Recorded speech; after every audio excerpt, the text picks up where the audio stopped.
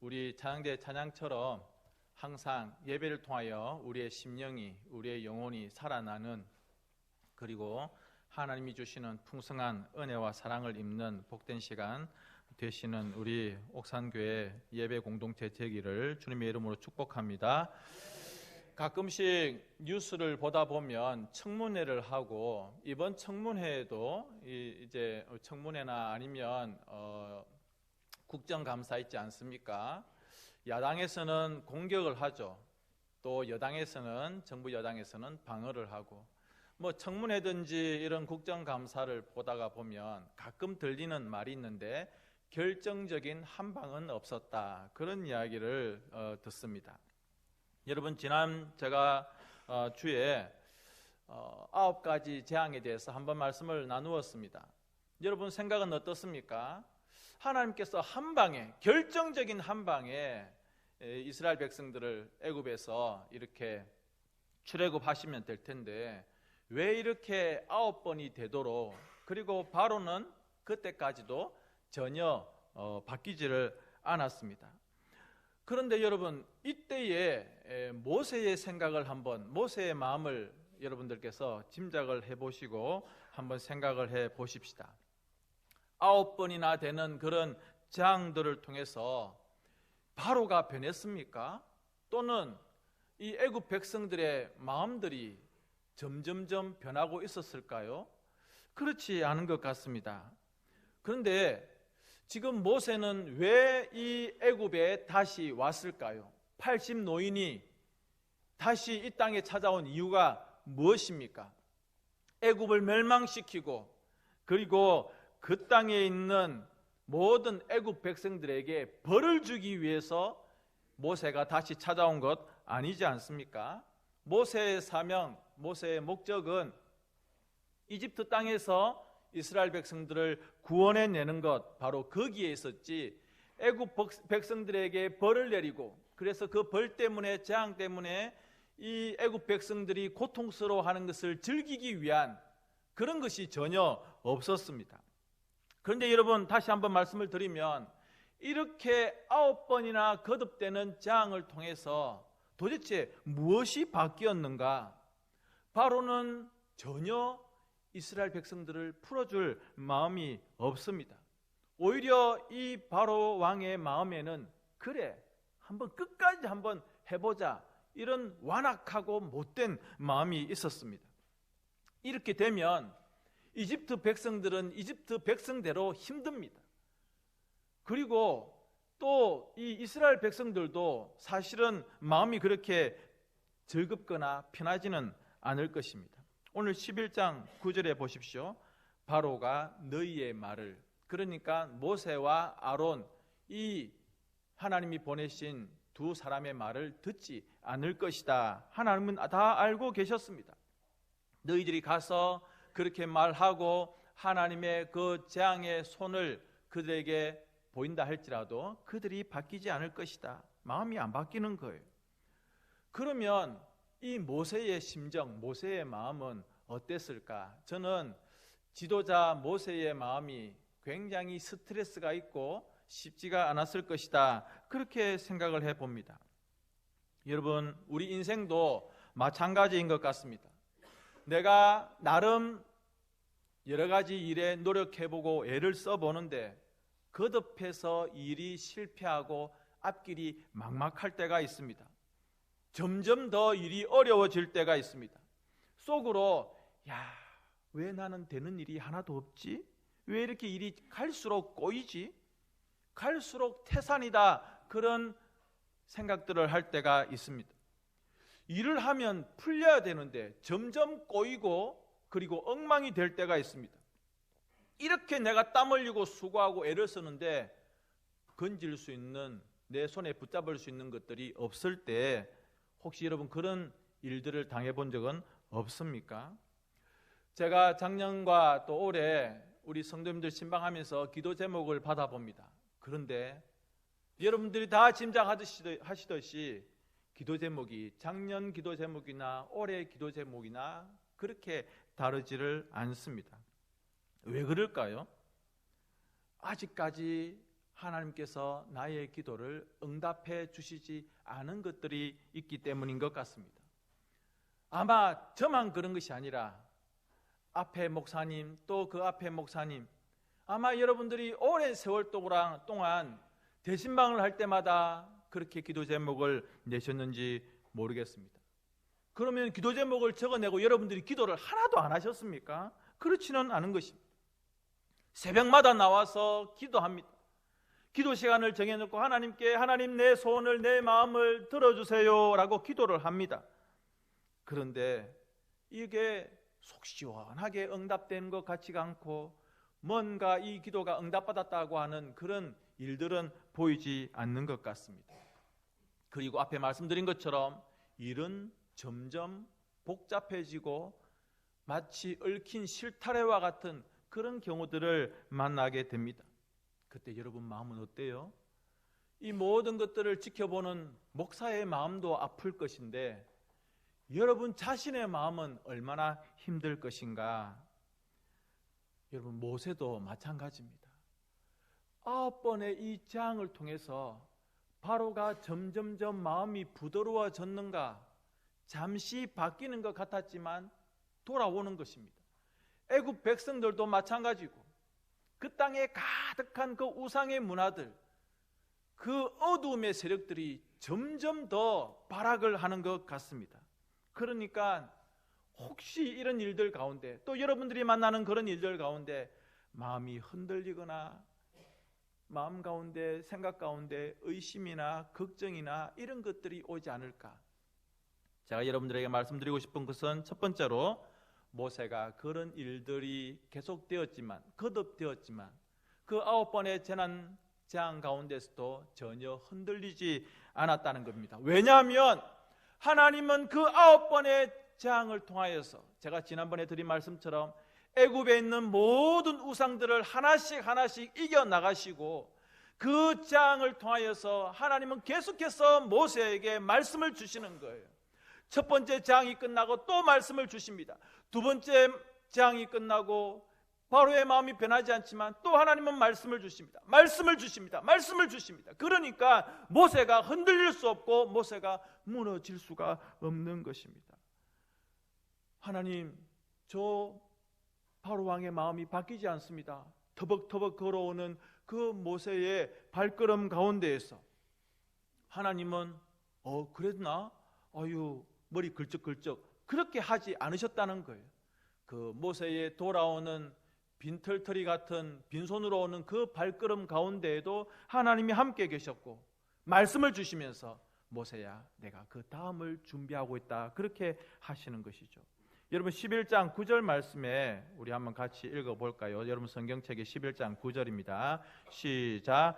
여호와께서 모세에게 이르시기를 바로가 너의 말을 듣지 아니하리라 하셨고. 그렇습니다. 여러분, 그 끔찍하고 무시무시한 9번의 재앙이 계속해서 그 이집트 땅에 내리고 있습니다. 그 땅은 이전에는 화려하고 풍부하고 넘치는 땅이었는데 이제는 고통과 눈물의 땅이 되어가고 있었습니다. 그럼에도 불구하고 그들이 얼마나 우상 숭배로 마음이 완악해져 있는지, 땅이 딱딱해진 것처럼 그들의 심령이 완전히 굳어 있습니다. 완악해져 있습니다. 그런 땅이 애굽 땅이었고 그런 사람들이 이집트 사람이었습니다. 그럴 때 하나님께서 말씀하십니다. 내가 나의 기적을 더하리라, 나의 말씀을 더하리라. 그래서 9번이 지나가도록 전혀 움직이지 않았던 이 애굽 땅을 향하여서 하나님은 10번째 재앙을 준비하고 계십니다. 12장 3절에 보면 너희 각자가 어린 양을 취할지니 라고 말씀하고 있습니다. 그리고 그 죽은 양의 피를 문 입구에 발라라고 하는 것이죠. 사랑하는 성도 여러분, 하나님의 말씀은 그렇게 복잡하지를 않습니다. 앞으로 죽음의 사자가 그 이집트 땅을 덮을 것인데 너희들은 하나님의 지키심과 보호하심을 받을 것이다.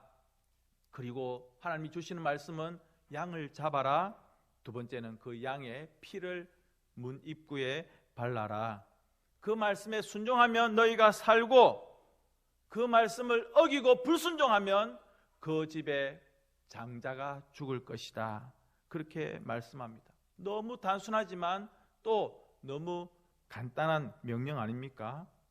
13절 말씀 우리 같이 한번 읽어보겠습니다. 여러분 성경 12장 13절 시작. 내가 애굽 땅을 칠 때에 그 피가 너희가 사는 집에 있어서 너희를 위하여 표적이 될지 내가 피를 볼 때에 너희를 넘어가리니 재앙이 너희에게 내려 멸하지 아니하리라. 아멘. 그 집 식구가 살 수 있는 방법은 딱 한 가지밖에 없습니다. 어린 양의 피입니다. 그거 하나입니다. 하나님이 이스라엘 백성들에게 혹은 그 땅에 살고 있는 여러 인생들에게 요구하는 것은 복잡하지가 아니하고 간단합니다. 하나님이 그 외에 다른 것들을 요구하셨습니까? 너희들 재산 납부한 그 증명서를 내라. 혹은 가족관계 증명서를 나에게 제출해라. 너희 성적 증명서를 떼라. 하나님이 그런 말씀 하시지 않으셨습니다. 등본과 초본을 떼와라. 그런 말씀 하시지 않으셨습니다. 한 가지, 피를 발라라. 양의 피를 바르는 것, 그거 전부입니다. 여러분 집에 대문에 피를 바른다고 한번 생각해 보십시오. 좀 끔찍하죠. 그런데 여러분, 그 피를 바르면 그 집안에 있는 모든 식구가 산다는 겁니다. 애굽 사람이라고 할지라도 피를 바르면, 그리고 그 이집트 땅에 살고 있는 잡족들이라고 할지라도 피를 바르면 사는 것이고, 이스라엘 백성이라고 할지라도 아유 우리 집에 뭘 피를 발라 지저분하게 파리 끓게 라고 하면서 안 바르면 이스라엘 사람이라도 죽는다는 것입니다. 그 피가 있으면 생명이 살고 그 피가 없으면 죽음의 재앙이 임한다는 것이죠. 두 번째로 우리 주님께서 말씀하십니다. 내가 넘어가겠다. 3절 말씀에 보면 너희는 이스라엘 온 회중에게 말하여 이르라. 이달 열흘에 너희 각자가 어린 양을 취할지니 각 가족대로 그 식구를 위하여 어린 양을 취하되. 식구마다 가족마다 어린 양을 잡아야 됩니다. 옆집에서 피가 좀 남는다더라. 그 피 빌려와서 바르자. 안 되는 겁니다. 우리 집에 좀 많이 남네? 옆집 주고 동생 집 주자. 안 되는 겁니다. 하나님은 그 식구대로 그 가족마다 양을 잡아라고 했습니다. 그리고 그 피를 보면 죽음의 사자가 그 집을 넘어간다. 패스오버, 넘어간다. 유월절. 여러분 죄가 있으면요 죄값을 반드시 치루어야 됩니다. 그런데 누군가가 대신해서 희생을 하고 죽었다고 하면 그 피값을 보고 하나님께서 넘어가시겠다고 말씀하십니다. 나 자신의 죄, 이 죄에 대해서 반드시 피가 있어야 됩니다. 우리 가족의 죄에 대해서 반드시 그 희생이 피로 나타나야 되는데 하나님께서는 그것을 보시고 내가 살려주겠다 말씀하고 있습니다. 그런데 여러분 내가 죽어야 되는데 내 죄로 내가 죽어야 되고 우리 가족들 각자의 죄로 인하여서 우리 가족이 죽어야 되는데 하나님께서는 그 생명의 값을 누구에게 찾으셨습니까? 어린 양이신 예수님. 다른 데서 찾지 아니하시고 당신의 아들 독생자 예수님에게서 그것을 찾으셨다고 고린도전서 5장 7절에 말씀하고 있습니다. 성경을 보십시오. 우리의 유월절 양 곧 그리스도께서 희생되셨느니라. 사도 바울은 이것을 분명히 알았습니다. 그 죽은 어린 양이, 죽임을 당한 그 어린 양이 바로 그리스도다라고 하는 것을 그는 분명히 말하고 있습니다. 성도 여러분, 여러분들은 어떻게 살 수 있습니까? 따라서 합시다. 예수의 피, 예수의 피밖에 없다고 우리가 찬송하지 않습니까? 예수의 흘린 피, 예수님의 피밖에 없다는 거죠. 사람들은 말합니다. 꼭 예수님이어야 되는가? 다른 방법은 없는가? 예, 제가 단호히 말씀드리겠습니다. 다른 길은, 다른 방법은 없습니다. 이 종교도 가능하고 또 이 종교도 가능하지 않을까? 제가 단호히 말씀드립니다. 절대 안 됩니다. 종교적으로 좀 선을 행하고 수행을 하고 도를 닦으면 되지 않겠는가? 절대 안 됩니다. 꼭 어린 양이어야 되는가? 염소피 바르고 소피 바르면 안 되는가? 예, 안 됩니다. 꼭 피를 발라야 되느냐? 뭐 밀가루 바르고 펜트 칠하면 안 되느냐? 안 됩니다. 어떤 인간적인 노력과 세상적인 접근과 방법으로 안 됩니다.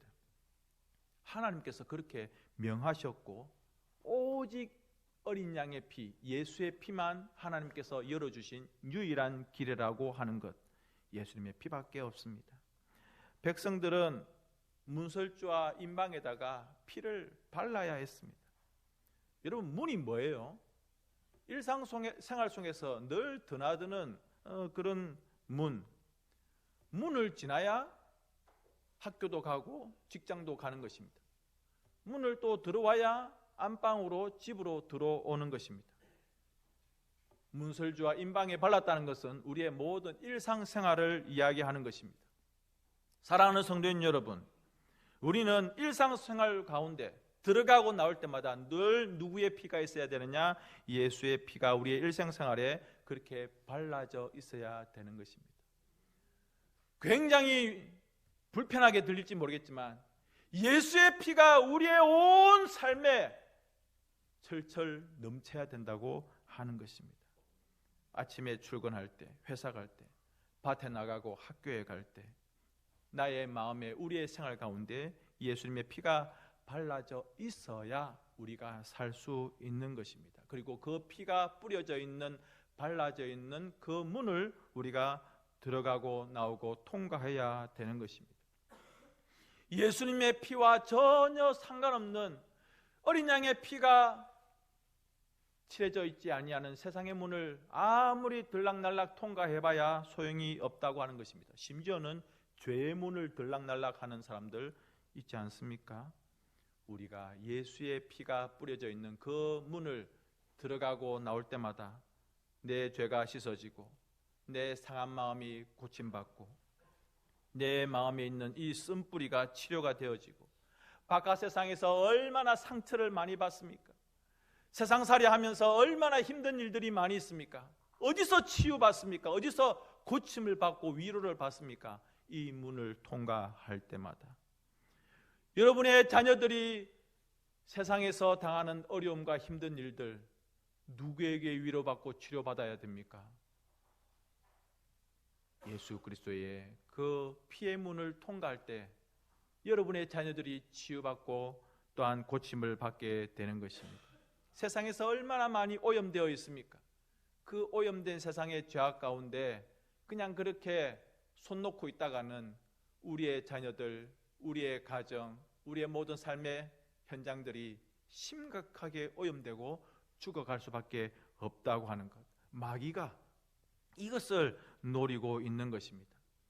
여러분, 우리 모두가 주님의 보혈이 발라져 있는, 피로 뿌려져 있는 그 문을 통과함으로 주님이 주시는 평화와 치유를 누리시는 우리 모두 되실 수 있기를 주님의 이름으로 축복합니다.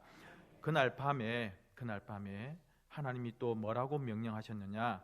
12장 8절과 11절까지 쭉 보면 그 밤에 그 양의 고기를 불에 구워서 무교병과 썬나물과 아울러 먹는데 심지어 허리띠를 띠고 밥을 먹으라는 거예요. 발에 신발을 신고 이 식사를 하라고 하는 거예요. 손에 지팡이를 잡고 그렇게 급히 먹으라고 하는 겁니다. 이게 유월절 밤에 식사하는 이스라엘 백성들의 모습입니다. 여러분, 굉장히 불편하죠? 허리띠를 풀어야 밥을 맛있게 먹을 수 있어요. 손에 지팡이를 잡고서야 어떻게 식사를 할 수 있겠습니까? 또 쓴 나물하고 같이 먹으라고 하니까 또 서서 먹어야 되고, 이거 정말 불편합니다. 왜 이것을 하나님께서 명령하시고 이것을 대대로 지키라고 하는가? 세 번째로는 하나님께서 이것을 예배로 우리에게 가르쳐 주시고 계시고 이것을 통해서 우리에게, 이스라엘 백성들에게 기억하라고 하는 것입니다. 하나님께서는 이스라엘 백성들에게 이것을 가르치고 이것을 기억하게 하시기 원하셨습니다. 여러분, 이스라엘 백성들이 그렇게 불편하게 식사를 하고 있을 때 고기를 먹고 지팡이를 잡고 허리띠를 띠고 신발을 신고 그 얼마나 불편한 식사 모습입니까? 그런데 그렇게 할 때에 온 애굽 땅에 죽음의 사자가 지나가고 있었습니다. 이 밤이 지나고 나면, 대중가요의 가사 아닙니다. 이 밤이 지나고 나면 이제 이스라엘 백성들은 이 땅을 떠날 수가 있는 것입니다. 그렇게 닫혀져 있던 바로의 마음이 열리고 그렇게 강팍하고 완악했던 애굽 땅이 그들을 내보낼 것입니다. 그리고 400년 만에 이스라엘 백성들은 자유와 해방을 맛보고 구원의 길이 열리게 되는 것입니다. 적어도 그 밤에는 아무것도 보이지 않았습니다.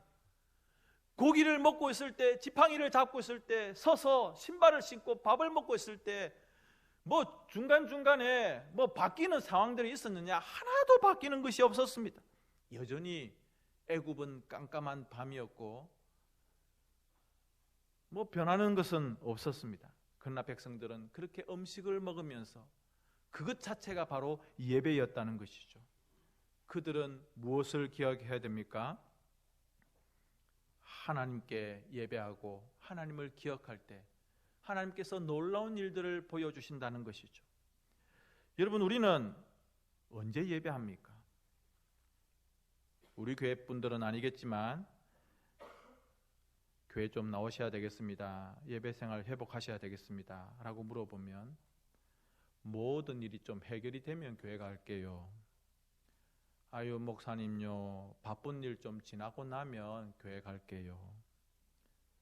아이고, 목사님 숨 좀 돌리고 아이고 이제 좀 됐다 싶을 때 그때 교회 가지. 지금은 교회 가봐야 내가 마음이 불편해서 예배 안 됩니다. 그렇게 말합니다. 형편과 상황이 나아지면 교회 갈게요. 바쁘고 힘든 것 좀 지나면요, 이번 문제 좀 해결되면요, 아이고 건강이 좀 좋아져야지요. 그러고 나면 내가 좀 신앙생활 좀 열심히 할게요. 이게 순서가 맞습니까? 순서가 맞아요? 이것 되고 이것 되면 내가 하나님께 예배하고, 이것 되고 이것 되고 나면 내가 하나님께 감사하고, 순서가 맞습니까? 하나님을 찬양하고 예배하는 일들이 상황이 바뀌면, 어둠이 물러가면, 내 현실 속에서 뭔가 좀 눈에 보이는 그런 변화들이 있으면 하겠다. 이게 말이 맞아요? 이제 곧 추수감사절이 돌아옵니다. 1년에 대한 감사입니다. 근데 여러분 한번 생각해 보십시오. 하나님께 감사했습니다. 하나님 이 올해 참 감사합니다 했는데 갑자기 인생 태풍을 만나면 어떻게 해야 되겠습니까? 하나님 내가 감사했는데 이렇게 인생 태풍을 만나가지고 하나님 이거 참 섭섭합니다. 그렇게 말하기도 참 불편합니다. 아니면 내 것 다 챙겨놓고 이 태풍의 시절이 지나가고 나면 하나님 그때 내 창고 한번 보고 내가 좀 남아있는 거 있으면 그때 그것 좀 하나님께 드릴게요. 그때 하나님께 감사할게요. 그때 예배할게요. 이거 아닌 것 같습니다.